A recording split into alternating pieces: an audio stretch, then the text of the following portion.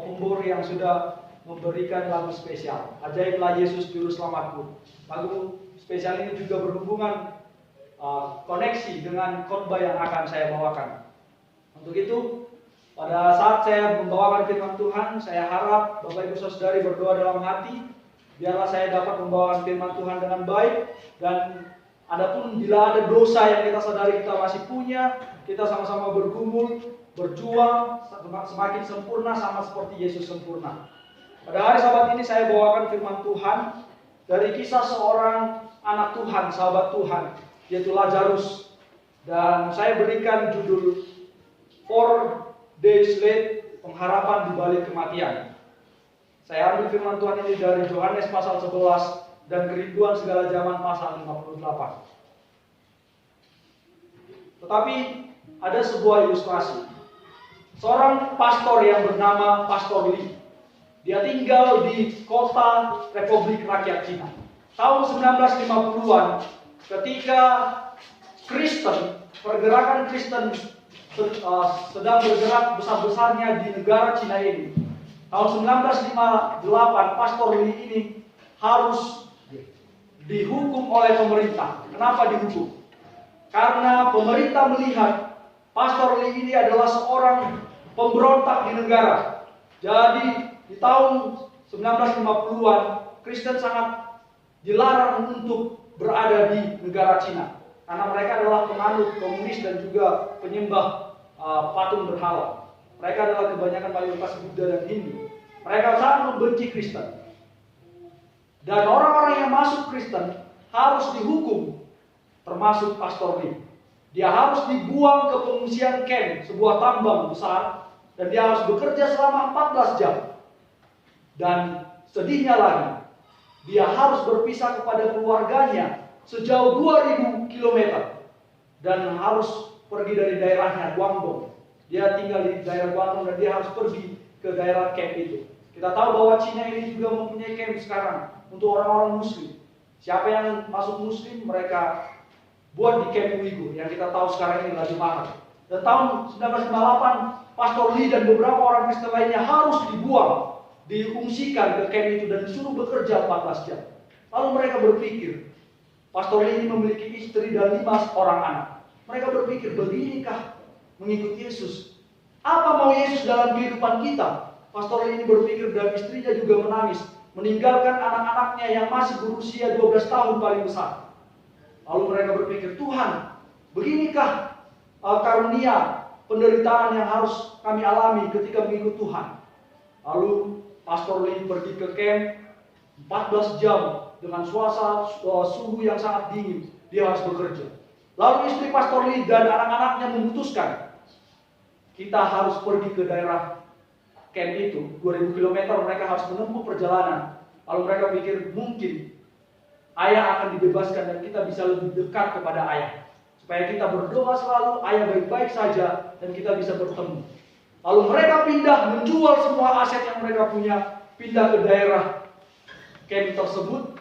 Lalu daerah camp itu kalau saya tidak salah Zhuangjiang. Lalu mereka pergi ke situ, menjual semua yang mereka miliki demi ongkos. Dan mereka tinggal dikatakan hanyalah pakai terpal-terpal, triplek-triplek mereka buat di daerah sekitaran camp itu.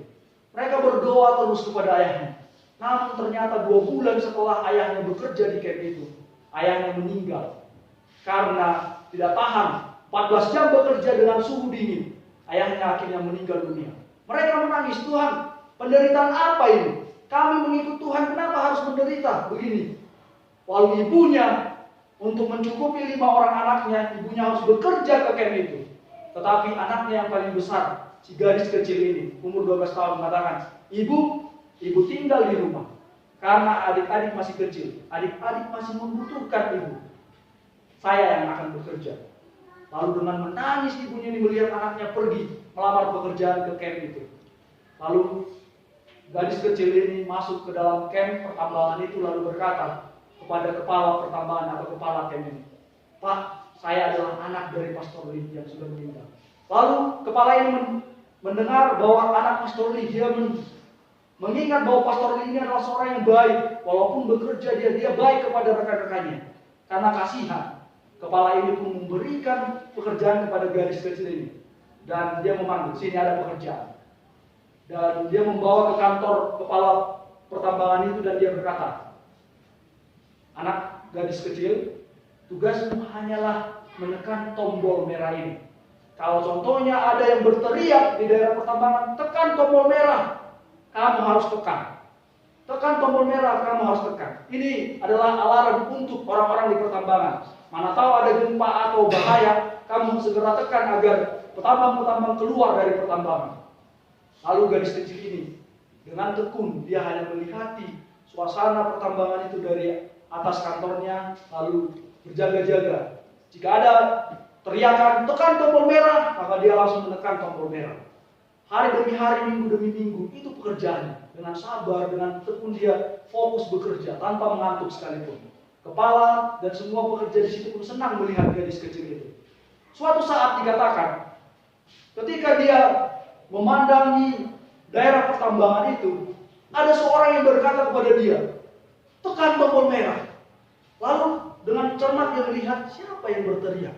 Dia melihat daerah pertambangan itu sepertinya tidak ada sesuatu yang berbahaya. Lalu untuk kedua kalinya, tekan tombol merah. Lalu dia melihat lagi, bagaimana ini? Tidak ada bahaya. Kenapa ada seorang berteriak tekan tombol merah? Untuk ketiga kalinya katakan, tekan tombol merah. Lalu dia dengan cepat tekan tombol merah, alarm berbunyi dan semua orang di pertambangan itu keluar. Setelah berkumpul di titik aman, mereka bertanya, ada apa? Apa bahayanya? Beberapa saat kemudian gempa bumi terjadi di tempat itu dan pertambangan itu roboh. Dan mereka baru sadar. Mereka baru sadar dan bertanya, dari mana kamu dengar suara itu gadis kecil? Lalu dia anak kecil ini menyadari, dia berpikir, berarti ini adalah Tuhan. Ini adalah Tuhanku. Lalu anak gadis kecil itu pun bersaksi, Tuhankulah tadi yang berkata, tekan tombol merah sebanyak 3 kali dan saya menekan. Sehingga 3.000 orang di dalam pertambangan itu selamat dan masuk ke dalam, percaya kepada anak kecil itu dan masuk sebagai seorang Kristen. Puji Tuhan Bapak Ibu Saudara. Dari kesaksian pertama ini, kita menyadari bahwa rencana dan planning Tuhan dalam kehidupan kita itu ada maksud dan tujuannya. Pelajaran pada Sabat hari ini saya ambil dari seorang Lazarus. Di buku Kerinduan Segala Zaman pasal 58 berkata, di antara murid-murid Yesus yang paling tekun adalah Lazarus dari Betania. Dari pertemuan mereka yang mula-mula, imannya kepada Kristus sudah sangat kuat sekali. Kasihnya terhadap Kristus sangat mendalam dan ia sangat dikasihi oleh Juru Selamat. Untuk Lazaruslah mujizat Kristus yang terbesar telah diadakan. Kita mungkin ketahui bahwa kisah Lazarus ini terdapat dalam Yohanes pasal 11. Mari kita sama-sama buka Yohanes pasal 11. Nama Lazarus artinya adalah God is my help. Allah adalah penolongku. Dikatakan dalam pasal 11, seorang sahabat Yesus bernama Lazarus sedang sakit. Dan sakitnya itu sangat keras. Sudah parah. Ia berasal dari Betani, di mana ia tinggal bersama saudarinya, Maria dan Marta. Lalu di permulaan pasal 11 ini mengatakan bahwa saudarinya Yesus mengirim seorang utusan kepada Yesus mengenai Lazarus. Dan utusan ini berkata, Lazarus sedang sakit keras. Pada saat itu Yesus sedang berada di seberang Sungai Yordan. Dan jarak dari Betania ke seberang Sungai Yordan itu, kalau ditempuh dengan berjalan kaki 2 hari. Tuhan dia yang engkau kasihi sedang sakit. Pembawa kabar itu berkata kepada Yesus. Lalu ketika Yesus mendengar, dan dia berkata, penyakit itu tidak akan membawa kepada kematian, tetapi akan menyatakan kemuliaan Allah. Sebab oleh penyakit itu, anak Allah akan dimuliakan. Lalu mendengar itu, bahwa Lazarus sedang sakit, ia sengaja tinggal selama 2 hari di seberang sungai Yordan itu. Dia katakan, mari kita kembali ke Judea. Yesus sudah mendengar Lazarus, sahabatnya yang dia kasihi, sedang sakit. Tetapi bisa-bisanya Yesus punya satu pengalaman dan berkata kepada utusan itu, tenang, Lazarus tidak akan mati. Lalu murid-murid berkata, Rabi, baru-baru ini di pasal 10, Yahudi melempari kita dengan batu. Di Yohanes pasal 10 ayat 31. Bahwa ketika Yesus pergi ke daerah Betania, orang-orang Yahudi melempari Yesus. Lalu murid-muridnya, ngapain lagi balik ke daerah Yahudi? Masih engkau mau kembali ke sana? Ditanya muridnya. Lalu Yesus berkata, Lazarus saudara kita telah tertidur. Setelah itu dia mendengar kabar seterusnya, dan dia mendengar bahwa Lazarus sudah mati. Lalu Yesus berkata kepada mereka, Lazarus saudara kita telah tertidur, tetapi aku pergi ke sana untuk membangunkan dia dari tidurnya. Maka murid-muridnya itu berkata, Tuhan, jikalau ia tertidur, ia pasti akan sembuh. Setelah itu Yesus katakan, Lazarus sudah mati. Kalau kita baca sekilas, apa maksud Tuhan ini? Tetapi syukurlah aku tidak hadir pada waktu itu. Sebab demikian, lebih baik bagimu supaya kamu dapat belajar percaya. Marilah kita sekarang pergi kepadanya. Lalu apa yang dikatakan oleh Thomas? Si Thomas ini karakternya suka saling singgung. Lalu dia tidak percaya. Bahkan ketika Yesus bangkit, Thomas bilang, izinkan aku menusukkan tanganku ke dalam lubang paku. Thomas ini adalah karakteristik pengikut Yesus yang kalau dia tidak melihat, dia tidak akan percaya. Di Yohanes 11 ayat 16, Thomas katakan, oke, mari kita juga ikut mati bersama Lazarus. Ini Thomas, walaupun Thomas ini jugul, tapi Yesus memperhatikan orang-orang yang keras di antara murid-muridnya. Sama seperti Petrus. Petrus lekas marah. Bahkan Petrus adalah seorang jelot. Kalau apa-apa, mari perang.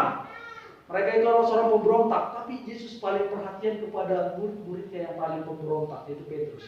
Sehingga Petrus menjadi seorang rasul yang luar biasa. Di atasnya lah gereja Yesus berdiri.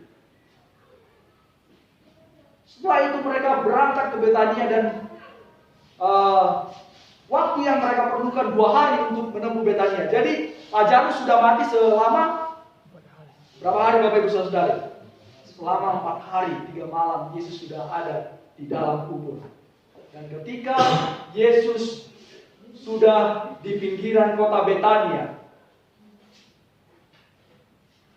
di sana dikatakan sudah banyak orang-orang Yahudi datang meratapi kepergian Lazarus. Mereka menangis, mereka berkabung. Sudah 4 hari, tetapi masih banyak dikatakan orang-orang Yahudi yang datang berkabung untuk menangisi Lazarus. Ketika Marta mendengar bahwa Yesus sudah datang, dia akhirnya lari menjumpai Yesus, dan Marta berkata, Tuhan, sekiranya Engkau ada di sini, saudaraku pasti tidak akan mati. Lalu Marta katakan, tetapi aku tahu Tuhan, Allah akan memberikan kepadamu segala sesuatu yang Engkau minta kepadanya. Lalu Yesus berkata, saudaraku akan bangkit, Marta, tenang. Lalu Marta menjawab, ya Tuhan, aku tahu saudaraku akan bangkit saat orang-orang mati, orang-orang saleh bangkit di akhir zaman. Yesus katakan, tidak. Akulah kebangkitan dan hidup. Barang siapa percaya kepadaku, ia akan hidup walaupun ia sudah mati. Dan setiap orang yang percaya kepadaku tidak akan mati selama-lamanya. Kita aminkan Bapak Ibu Saudara. Kita tidak akan mati untuk selama-lamanya. Percayakah engkau akan hal ini? Lalu Marta katakan, ya Tuhan, aku percaya bahwa Engkaulah Mesias, Anak Allah, Dia yang akan datang ke dalam dunia ini. Dan setelah itu mereka berbisik, panggil Maria. Lalu Maria datang menyongsong sama seperti yang dilakukan oleh Marta. Tuhan, seandainya kamu datang, saudaraku Lazarus tidak akan mati. Dan pada akhirnya mereka pergi ke tempat kuburan, ke dalam goa. Jadi dulu kuburan mereka itu seperti lubang goa, jadi batu dibuat untuk menutupnya. Dan mereka, Yesus bertanya, di mana Lazarus dikuburkan? Mereka akhirnya pergi ke kuburannya Lazarus. Lalu di ayat 35 pasal 11, maka menangislah Yesus. Kata orang-orang Yahudi, lihatlah betapa kasihnya kepadanya. Dalam arti, lihat ini Yesus, sayang banget ini Yesus kepada Lazarus. Tetapi beberapa orang di antaranya berkata, bukankah dia yang sudah mencelikan mata orang buta? Kenapa dia tidak segera datang dan menyembuhkan saudaranya atau sahabatnya itu Lazarus? Ada juga orang-orang Yahudi, ini Yesus ini kenapa setelah mati baru datang? Sosok menangis. Padahal dia mencelikan mata orang buta. Sahabatnya sendiri dia tidak bisa dapat tolong. Bagaimana ini Yesus? Itu pikiran orang-orang Yahudi. Lalu setelah itu, apa yang dikatakan oleh Yesus? Disuruhnya mereka menggulingkan batu itu. Lalu Yesus berkata di pasal 43, 42 dan 43, Bapa, aku mengucap syukur kepadamu karena engkau telah mendengarkan aku. Aku tahu bahwa engkau telah mendengarkan aku, tetapi karena orang banyak berdiri di sini mengelilingi aku mengatakannya supaya mereka percaya bahwa engkau telah mengutus aku. Dan sesudah berkata demikian, berserulah ia dengan suara keras, Lazarus, marilah keluar. Dan sontak Lazarus keluar dengan kain kafan, dan Yesus suruh untuk membuka kain kafannya itu. Banyak sekali di antara orang-orang Yahudi melihat perbuatan Yesus kepada Lazarus. Mengapa Lazarus dibangkitkan oleh Yesus? Alasannya yang pertama adalah Lazarus adalah sahabat Yesus. Mengapa Lazarus bisa menjadi sahabat Yesus? Di buku Kerinduan Segala Zaman katakan di pasal 58. Yesus ini sudah sangat dekat dengan Lazarus. Tadi di awal Lazarus ini imannya yang paling kuat di antara para murid-murid. Lalu ketika Yesus hendak lelah memberitakan firman melayani orang, dia selalu pergi ke rumah Lazarus. Makan, minum, berdoa di sana. Dan Yesus sudah mereka anggap sebagai saudara mereka. Dan Lazarus ini sudah sangat dekat dengan Yesus. Maka dikatakan kenapa Yesus senang tinggal di rumah Lazarus, Maria dan Marta. Karena mereka adalah seorang yang tulus hatinya, yang mau menerima orang lain datang kepada rumah mereka tanpa bersungut-sungut. Dikatakan disinilah ia mendapat suatu sambutan yang tulus hati serta persahabatan yang suci. Kita diundang menjadi sahabat-sahabat Yesus, hamba-hamba Yesus. Tetapi ketika ada orang yang datang ke rumah kita bersungut-sungut, sudah bisa ditanya kepada saya. Kalau saya masih bersungut-sungut, saya belum sahabat Yesus. Saya belum mengikut Yesus. Lalu apa dikatakan dalam Amsal 17 ayat 17? Seorang sahabat menaruh kasih setiap waktu dan menjadi seorang saudara dalam kesukaran. Inilah yang Tuhan mau kepada kita sebagai umat-umat Advent. Kita harus saling merangkul, mempererat satu sama lain, memperbaiki dosa-dosa kita, memperbaiki apa yang kurang di dalam rumah tangga kita, di dalam diri kita sendiri, dan di dalam jemaat kita. Lalu yang kedua, alasan Yesus menyembuhkan Lazarus. Karena keluarga Lazarus ini, Maria dan Marta, terlebih dahulu bukan mencari pertolongan lain, tetapi mencari pertolongan Yesus. Kita baca Kerinduan Segala Zaman dan Yohanes pasal 11. Ketika Lazarus jatuh sakit, mereka pertama sekali tolong kabarkan kepada Yesus. Mereka datang kepada Yesus membawa perkara dan penyakit Lazarus. Sering sekali kita Bapak Ibu Saudari, saat sakit, saat kita punya pergumulan hidup, kita tanya, kepada siapa kita pertama datang? Kepada Yesus kah? Kepada orang lain? Atau kepada hal-hal yang mungkin kepada kuasa kegelapan? Kita bertanya. Ketika saya melihat pelayanan Pendeta Philip Mantova, tadi malam dibawa oleh pelajaran Tuhan Esboy. Pendeta Billy Mantova inilah seorang pendeta yang dulu sakit, tetapi dia percaya Tuhan, jika saya bertobat dan mau melayani Tuhan, Tuhan akan sembuhkan. Lalu setelah dia sembuh, dia memang sungguh-sungguh untuk menjadi pelayan Tuhan dan buat ministry. Dan akhirnya adalah Mawar Sarun. Ministry Mawar Sarun yang luar biasa. Pendeta Billy Mantova, dia bisa berkhotbah. Pelayanannya sudah ke semuanya. Israel for Christ, Jepang for Christ, Vietnam for Christ, di mana-mana. Mawar Sarun di Indonesia sangat besar, di Jakarta. Dan saya sangat mengidolakan dia. Bahkan dia berkata bahwa dia punya karunia menyembuhkan, dan memang benar bahwa dia dapat menyembuhkan orang sakit. Mungkin kita katakan, oh itu penipuan atau apa. Tapi pelajaran tadi malam sudah diingatkan bahwa setan juga bisa menyembuhkan.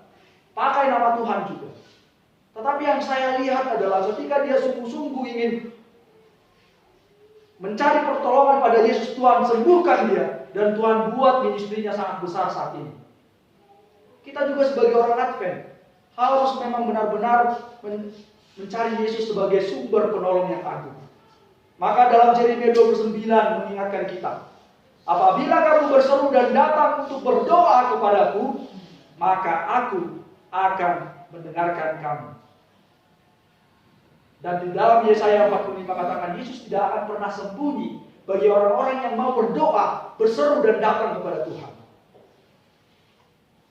Lalu alasan yang ketiga adalah, kenapa Tuhan ingin buat satu mukjizat yang besar pada Lazarus. Karena keluarga dari Lazarus ini tidak jatuh meskipun harapannya tidak terpenuhi. Kita melihat imannya Maria dan Marta. Kita melihat imannya Marta ketika Tuhan datang. Marta tidak katakan, Tuhan gak usah datang lagi, pergi. Ngapain datang lagi? Sudah mati Lazarus, gak dibutuhkan lagi. Marta tidak berkata seperti itu. Malah dia datang kepada Yesus tersungkur. Tuhan, dia katakan, sekiranya Tuhan cepat datang, saudaraku pasti tidak akan mati. Dia percaya Tuhan dapat sembuhkan. Lalu Marta katakan, tetapi aku tahu Tuhan datang ke sini. Dan kalau Tuhan minta kepada Allah, maka Allah akan berikan itu. Maka Yesus bilang, saudaramu akan bangkit. Tenang. Marta juga punya pengharapan kebangkitan.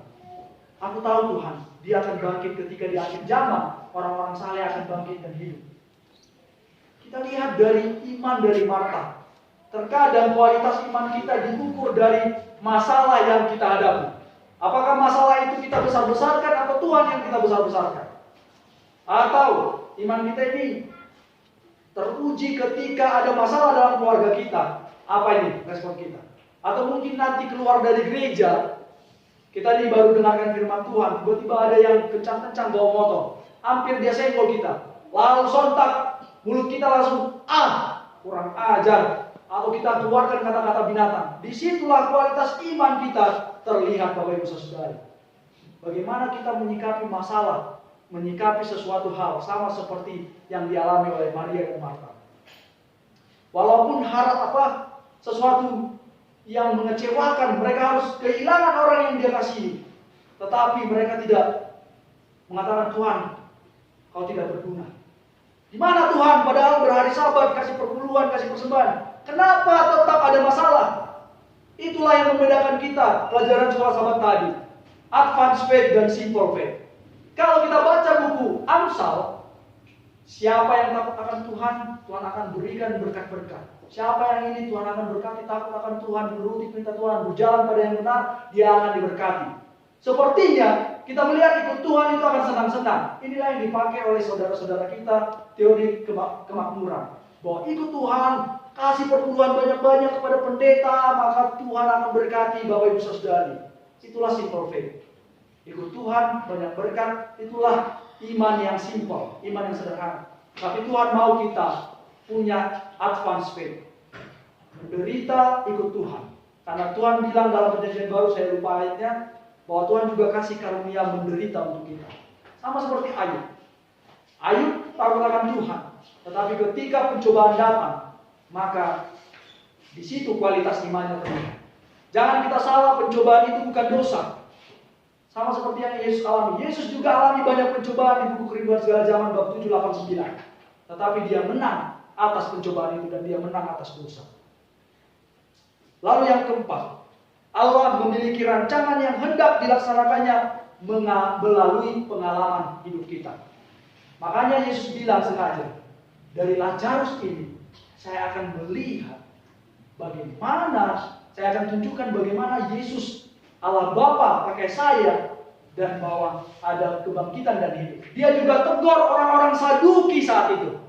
Karena Saduki tidak percaya akan kebangkitan setelah kematian. Tetapi itu pun orang-orang Yahudi, yaitu golongan Saduki, tidak percaya tetap sama Yesus. Walaupun ada sebagian orang percaya, tetapi mayoritas mereka sepertinya Yesus ini bermain magic, ilmu sihir. Walaupun mereka lihat Lazarus ini bangkit bukan karena dengan penyakit, lemas badannya atau kurus, tetapi dikatakan Lazarus ini bangkit dengan badan yang segar, sama seperti anak bayi kulitnya, bahkan seperti anak muda yang sangat di top usianya, kekar-kekarnya. Mereka lihat kebangkitan Lazarus ini. Tetapi itu pun masih banyak orang Yahudi saat itu tidak percaya pada Yesus. Makanya Tuhan mau, Allah memiliki rancangan yang hendak dilaksanakannya melalui pengalaman hidup kita. Kita punya pengalaman hidup kita, Bapak Ibu Saudari. Mari kita saksikan.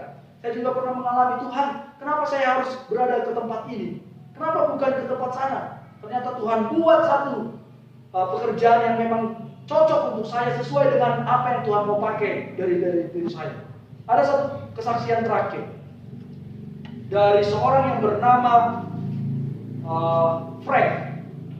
Dia merupakan seorang pelajar yang sungguh-sungguh dan dia bekerjanya sebagai guru. Lalu suatu saat NASA buat uji coba penerbangan.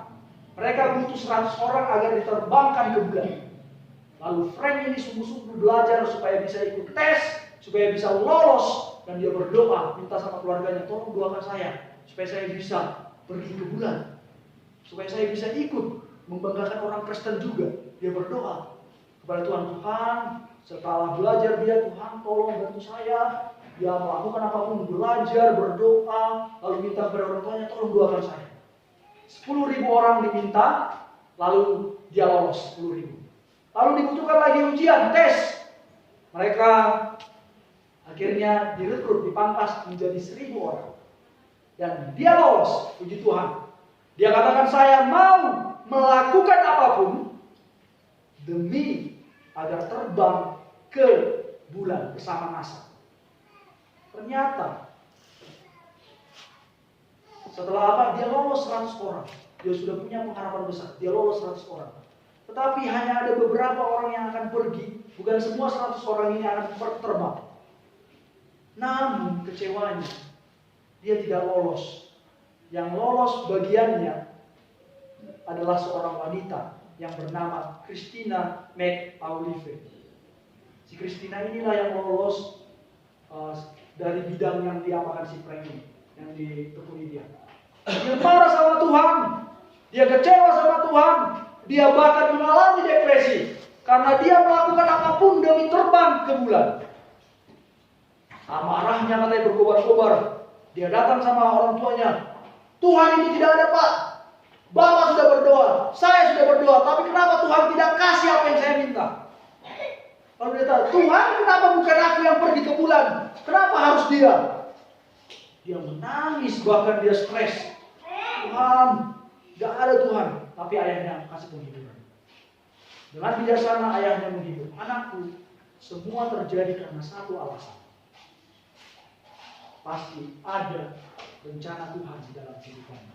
Dia katakan, lalu Selasa tanggal 28 Januari 1986, akhirnya yang lolos tes itu pergi melihat penerbangan. Mereka dibolehkan melihat penerbangan roket yang akan diterbangkan. Dia sangat tertunduk, malu dan kecewa. Seharusnya aku di situ, Tuhan, bukan si cewek itu. Harusnya aku yang layak, aku yang bisa ini, aku sudah lakukan ini. Dia masih menggerutu walaupun dia hadir dalam penerbangan itu. Lalu dia kata, Tuhan, kau tidak ada. Jahat kau Tuhan. Cuma aku berdoa beribadah. Saat pesawat itu melewati menara landasan pacu, dia tetap menantang Tuhan. Tuhan, kau tidak ada. Kau hancurkan impianku. Apa yang terjadi? 30 detik setelah penerbangan roket itu, buah, meledak pesawat roketnya. Dia tertegun melihat ke atas dan dia menangis. Tuhan, kau begitu baik. Kau menunjukkan rencanamu kepadaku. Kau tidak ingin aku mati di atas pesawat itu. Akhirnya dia datang. Tuhan, ampuni dosaku telah mengerutu dan menantang engkau. Saat ini dia masih hidup, tetapi segaris itu sudah mati di udara. Dan dia berkata, teringat kepada perkataan ayahnya. Ternyata selama ini dia berdoa kepada Tuhan supaya memberikan yang terbaik dalam kehidupannya. Tuhan kasih yang terbaik dalam kehidupannya. Tuhan lihat, kau tidak boleh di situ. Kau anakku, kau tidak boleh mati.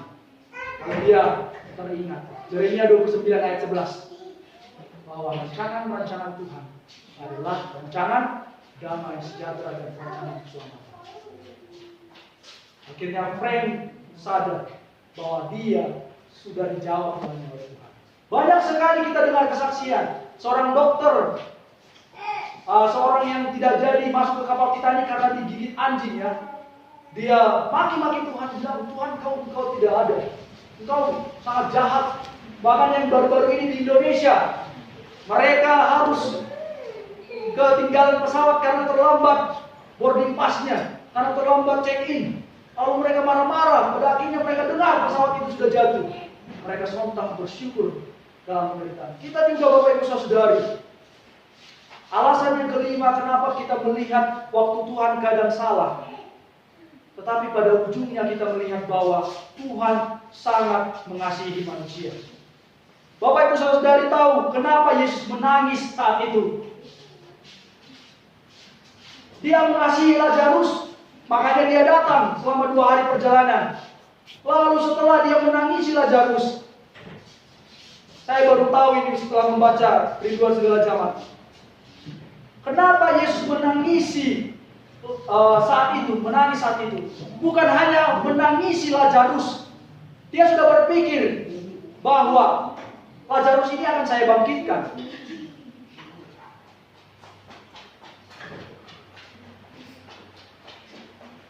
Lazarus ini saya akan bangkitkan. Tuhan akan sadar seperti itu. Tapi alasan terbesar kenapa Lazarus menangis saat itu adalah bukan karena Lazarus, tetapi mari kita baca buku Rinduan Segala Zaman.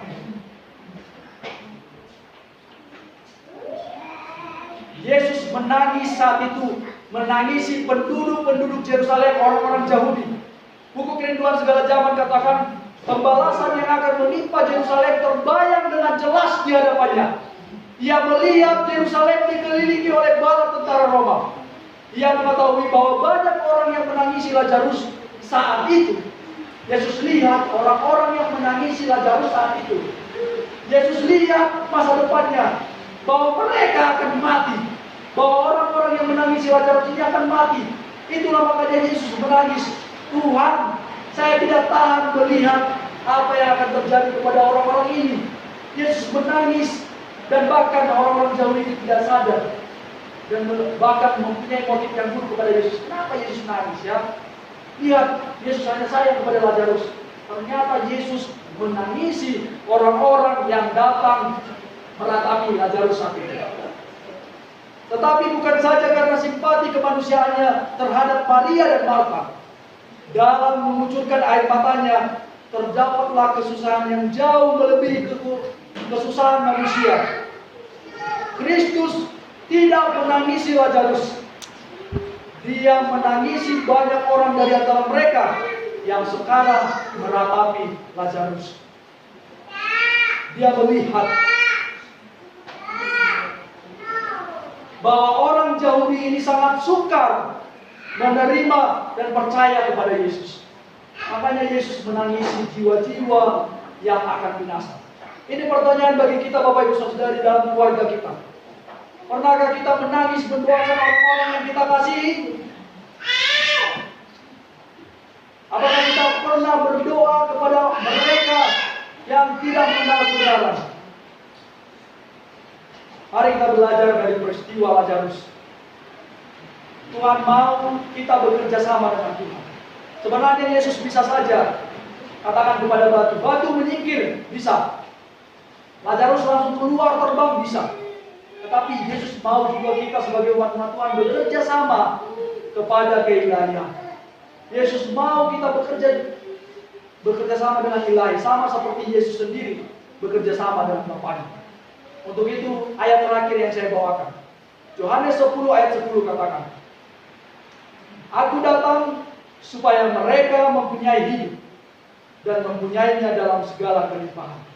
Di pandemi COVID-19 ini, mari kita semakin berpengharapan kepada Tuhan bahwa kematian pun tidak akan memisahkan kita. Kita akan terpisah dari keluarga yang kita kasihi. Kita akan terpisah sebentar. Tetapi janji Yesus di Yohanes pasal 11 bahwa Yesus telah bangkit dan hidup supaya memberikan pengharapan kepada kita, kepada saya yang berdosa ini, bahwa Tuhan akan memberikan kita hidup sampai selama-lamanya. Saya bawakan firman Tuhan ini dalam nama Tuhan Yesus. Tuhan memberkati.